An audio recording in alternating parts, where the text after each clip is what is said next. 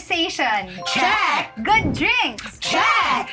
Good vibes. Check na check! Ayan, kompleto na ang ating pampahappy na checklist. Kaya simulan na natin ang ating kwentuhan at ang ating inuman because there's always something to be happy about and to be grateful for. Let's drink to that! Every day there is always a reason to celebrate. Let's drink to that! Hello, AC! Hello, China! Excited naman tayo sa inuman, pero Jody, wait lang, may nakalimutan ka kasi. What? Nasa checklist mo dapat may nakalagay na good-looking and super sexy host. Isang malaking check! Ganda, no? At syempre, i-claim na rin natin na magaganda tayo. Oh, di ba? Kasing ganda ng mga nakatutok sa atin for today's video. Kaya naman, hello sa lahat ng nanonood sa The JSM channel for today's video. Hello po sa inyo! Hello! Kaya naman simulan na natin ang chikahan. Ganda mo ngayon, promise. Makalimuyak! Kasi nga, bulaklak Oh, super fresh. Oh, ano ba ang drink of the day Eto natin na nga, ngayon, di ba kakaiba ang sis? ating fruity combination ng hinanda sa atin ng ating resident mixologist na si Kuya Dennis. Wow. Citrusy pero creamy rin. Ito ang Orange Coco Margarita. Kaya naman, shot na! Let's drink to that! Oh, di ba? In fairness, masarap siya. Orange. Sarap siya. Kakaiba. Creamy orange. Yun na, creamy nga and orange. Creamy. Citrusy nga kasi.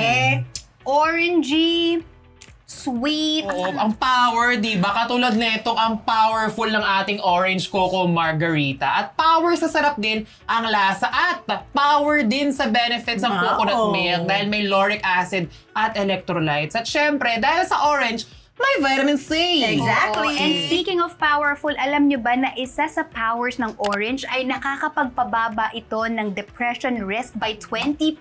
Wow. Yan ay ayon sa isang study na ginawa sa Harvard Medical School na si Dr. Raj Mehta. So, ang sinasabi niya na yung pag-consume ng oranges nakakapag-promote ng growth ng beneficial gut bacterium. Wow. At yung bacterium daw na yun, Ate Jody, ay closely associated sa anti-inflammatory properties. At may malaking papel sa production ng neurotransmitters tulad ng dopamine at serotonin na parehong mahalaga sa mood Grabe. regulation natin. Ang taray. At sa Yes. study ni Dr. Mehta, yung participants na mas maraming intake ng citrus fruit ay may mas mataas na level ng bacterium. So kapansin-pansin naman na yung mga mababa yung level ng mga bacterium sa mga study participant na mga depressed. The study also suggests a potential link between citrus-induced gut microbiome changes and a decreased risk of depression. Grabe no, napaka-amazing na mga fruits na Akala natin readily vitamin C lang siya. available, Vitamin pero lang siya. nakakatulong din siya sa ating mental health issues. Yeah. Totoo. At saka, naalala ko ate, nung bata ako, pinapainom ako ng kalamansi. As in yung Para puro saan? kalamansi at saka honey, para daw hindi ako sipunin. Oo, parang babad na immune vitamin. system. Oo, Para immune ma-boost, system no? naman yun. Tapos yun pala, meron ding hatid na may pa-neurotransmitters. Di ba? Sa ang mga vitamin C, di ba? Para sa ating dopamine reproduction. Oh, kasi ano yun parang 'di ba meron silang study talaga na yung connection ng ng gut tsaka ng brain, may brain gut connection wherein kung ano yung nangyayari sa gut Sa health tiyan. mo directly affects parang your mood, 'di ba? Even your immune system. Tapos kung ano rin naman yung mood changes mo, na-experience din ng gut mo. So parang sinasabi nila na yung gut natin is our second brain. So dapat be careful talaga tayo sa pinapasok natin sa ating katawan. Oo. Ano ba yung mga ibang prutas na na beneficial sa atin? Carrots. Carrots. Ay, hindi. Cucumber yung sa eye bags. Pipino. Pilipino! Sa ako naman, yung lola ko kasi meron siyang hyperacidity. So, meron kaming puno ng kayumito. So, kapag medyo hindi maganda yung pakiramdam ng tiyan niya, yun talaga yung kinakain niya. Na siya, parang nagkakaroon siya ng relief. Iba yung kay Midon, puti yung loob, yung ginaganon Yes, mo. oo. At syempre, di ba, wag din natin sila kalimutang paalalahanan na kung meron silang nararamdaman, ang pinaka-the best pa rin talaga is yung magpakonsulta sa doktor. Yes. Di ba? Hindi naman namin po sinasabi na ito pong mga oranges or citrus fruits ay Gamot. Pero Hindi. ito po ay based dun sa study na Nakakatulong. ginawa nila recently. At para sa lahat ng mga tao na nasa likod ng mga eye-opening and life-changing health studies at para na rin sa superpower na hatid ng orange at iba pang prutas, Let's drink to that! Sakto pala yung drink natin today. May diba? citrus. Masarap talaga siya, in fairness. Parang gumaling na ako. Ang saya-saya ko na. grabe no, napaka-powerful din ng Mother Nature kasi binibigyan niya tayo ng beauty, binibigyan niya tayo ng bounty, at alam niyo ba na ang simpleng pagtingin daw sa Ay. pictures or video ng nature ay po pwedeng tumulong sa pag-relieve ng pain. Ayan pa lang, oh. Ay, Mm. ganon. GB ka na. Oh, yan nga ang findings si Maximilian Steininger. Isa siyang neuroscientist mula sa University of Vienna sa Austria. At minonitor nila ang brain activity ng 49 participants na nagbibigyan ng electric shocks sa kamay. Kaloka, pinatingnan sa kanila ang tatlong magkakaibang images. Una, isang lake na may mga surrounding puno, tapos ikalawa, cityscape na puno ng buildings, at ikatlo, loob ng isang busy office. Yun ang pinatingnan. So yung unang image ng nature provoked a decreased activity sa part ng brain involved in perceiving pain, which is called nociception. Ayon sa researchers, po pwedeng maging mas effective daw ang images ng nature in capturing people's attention, diverting them away from the sensation of pain. In psychology, ang tawag natin dito ay attention restoration theory. Ay, mega no! Mega. Taray nun. Pero wait lang mga ate ko dyan, no? Images of nature pa lang yan. Ano pa kaya kung andun ka na mismo sa space, hindi ba? Na mga nature landscapes. At syempre, mas bongga ang relief nun para sa pains natin, hindi ba? Sa mind and sa heart. Kaya pala maraming mga heartbroken na tao na mahilig mag-soul-searching sa beach, sa bundok, and beyond, di ba? Kasi kapag nasa nature tayo, napupukaw ang atensyon natin at nababawasan ng sakit at hinagpis. I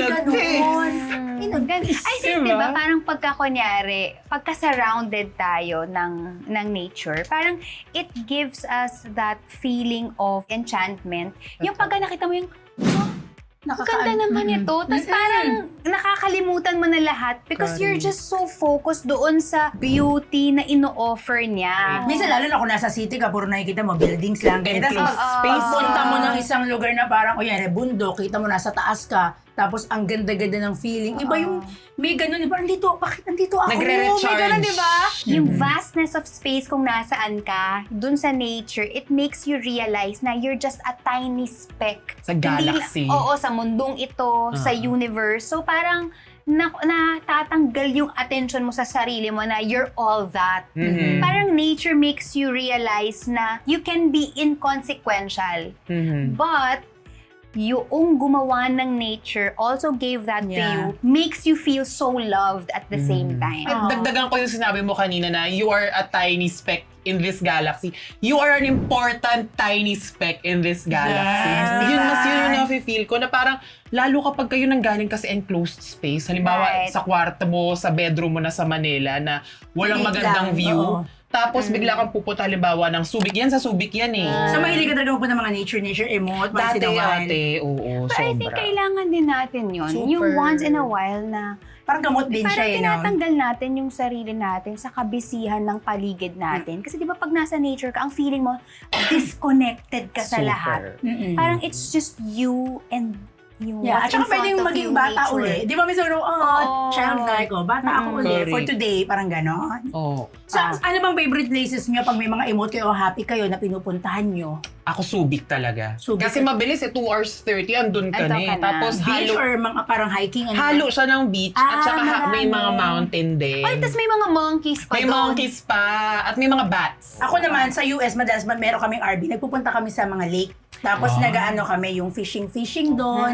Kasi minsan pag park mo dyan, nandiyan ka na, tapos si Daddy Crab, tapos pagkatapos niya kunin yung isda, ihaw ko na, and then Ayun. kain ko na. Pero ito, sa ano yan sa Marinduque, emote-emote naman Uy, kami din sa Marinduque. dagat. Oo. Sunset cruising kaming ganyan, emote. Tapos chill-chill. So ikaw, saan ka nagpupunta? Ako, ano talaga, beach. Mahilig ako sa island. Kasi beach parang I girl. find na yung tubig, sobra siyang healing. Ganon yung feeling. And then kapag kunyari, hapon, gustong-gusto ko yung sunset. Kasi parang, for me, ano siya, parang metaphor siya na even endings can be beautiful too. Di ba parang pag nagsiset yung sun, nag-end yung day, and yet pwedeng mag-end ang isang bagay beautifully. Kaya naman sa mga psychologists and researchers na tumutulong sa atin na mga navigate ang ating minds at syempre sa Mother Nature na hindi madamot sa pagpoprotekta sa atin, sa pagpapafeel sa atin na tayo importante. Thank you so much, hindi ba? At sana matutunan din nating protektahan at mahalin ang ating kapaligiran. At dahil dyan, Let's drink to that! Ano pa nga ba? Para kay Mother Nature.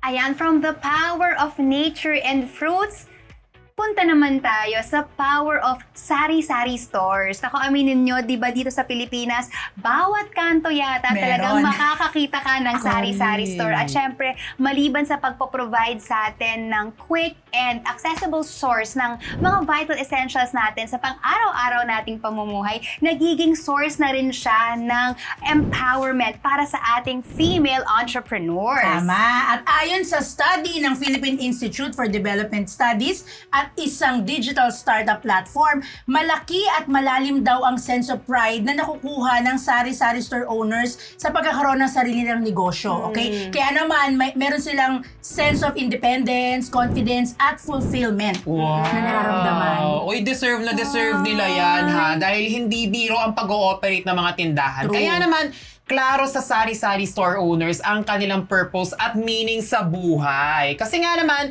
nakakapag-provide sila sa family nila at the same time, hindi na nila kailangan umalis ng bahay para lang makapag-provide. Yes, nandun di ba? At nakakatuwa rin kasi maraming mga sari-sari store owners ang nagpapakita ng transformational leadership qualities tulad ng collaboration at empathy. So hindi lang sila nagiging key figures sa pamilya, kundi pati sa kanilang komunidad. Which is fitting dahil, di ba, nagiging community centers na rin naman talaga ang mga tindahan. Yes. Ito na, i-share ko lang ha, dahil may nakachat tayong sari-sari store owner na si Nikki Joy Esterban. After 9 years ng corporate job niya sa isang pawn shop, nag-resign siya at nagtayo ng tindahan ngayong 2025 lang. Akalain mo yun? Napagod na raw kasi siya sa pagtatrabaho niya noon at madalas hindi na niya nakakasama ang mga anak niya dahil nga super duper busy na siya. At saka puno siksik Oo, ang in kanyang fairness, tindahan. ha? Pero ngayon, hawak na niya ang sarili niyang oras at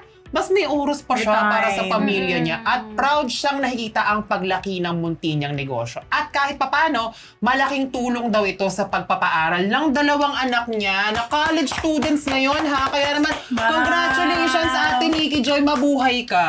Ganda Galing. oh. Na-curious tuloy ako dyan ba sa area ni Ate Nikki Joy is siya lang ang tindahan. May mga kalaban kaya siya. Oo, ang daming mga ano. Alam mo nung nasa US ako, yun ang na-miss ko. Sari-sari Kasi store. parang, syempre nasanay ako na, laki ako sa ano sa Pasig, sa Rosario, na paglabas ko tindahan, parang lahat yata tindahan. Oo, bawat kanto ako din sa Meron. Pasay. Na parang- Sa amin din. Oo, meron kang, Oo. nagugutom ka, lalabas ka lang, may mabibili ka, kaya yung mga Yes. Chichirya. Oo. Pagpunta ko doon, sabi, hindi nga pala uso dito. Wala, pupunta ka talaga sa grocery. Oo. Walang Convenience stores. Puro ganun. Hindi, convenient yung mga 7-Eleven. Pero malayo-layo. Pero wala yung nasa bahay lang. Sa amin sa Pasay, paglabas ko ng bahay, sa tapat, sari-sari store. Sa kanan sa kanto, sari-sari store. Lahat. Sa tapat nung tindahan na yon, sari-sari store. Tapos pag kumanan ka pa, sari-sari store. So talagang napapalibutan ka ng sari-sari store. Mm-mm. So sa kanila, pag marami kayang kalaban na tabi-tabi, like paano kaya talaga nila kakount yung earnings nila doon? Parang ganun. Sa dami kasi, ang dami mong... competition. Ano bibenta niya, binibenta rin doon. Ganun Ang nga masama lang, nangyayari. ikaw yung uutangan, tapos pag may pambili siya, sa kabila bibili. Pero siya yung utang, Sa bibili gilid. sa kabila. Pero ate, feeling ko ang mahalaga dito, aside from nakakapagbigay sila sa community nila, nafe-feel nila yung leadership, hindi ba? Kahit Oo, nasa wala bahay siyang- lang oo. sila, Oo. business owner pa rin sila kung may Yes, tuturing. oo. Ito is choice din talaga ni Nikki Joy because gusto niyang magkaroon ng time sa mga anak niyang lumalaki. Kasi Oo. kung magtatrabaho siya ng regular job, di niya makikita yung mga anak. So, ano din, big change din sa kanya yung parang, sige, mag-ano na lang ako. Then ngayon, happy naman siya. Bongga, congratulations, Ate Nikki Joy. Yay! Oo, ayun. At syempre, para sa lahat ng ating empowered na mga sari-sari store owner sa buong Pilipinas, sana po ay patuloy na lumago ang inyong mga negosyo. At dahil dyan, Let's drink to that! Pautang ako ng chichiri at Nikki Ubus Joy. na ako. there you have it, guys. Iba't ibang good news with good drinks and good company. Thank you so much, AC. Thank you, Thank Gina. you, Ren. Thank you sa GV. painom. Thank you, ate. For more inspiring stories na talaga namang nakaka-GV, just keep tuning in to your newest source of good news. Ayan, at kung meron din kayong gustong isuggest na stories na gusto nyong i-feature namin dito, please hit the comment section or send us a message through the JSM official accounts. Ayan siya. Yes. At syempre kung na-GV kayo, i-like at i-share nyo na tong video na ito. At please mag-subscribe na kayo sa JSM channel. Thank you so much! Thank you. Hanggang sa susunod nating kwentuhan at inuman! Guys, try to find the joy in every little thing because every day there's always a reason to celebrate. Kaya naman, Let's drink to that! Ubus na! Halatang halata!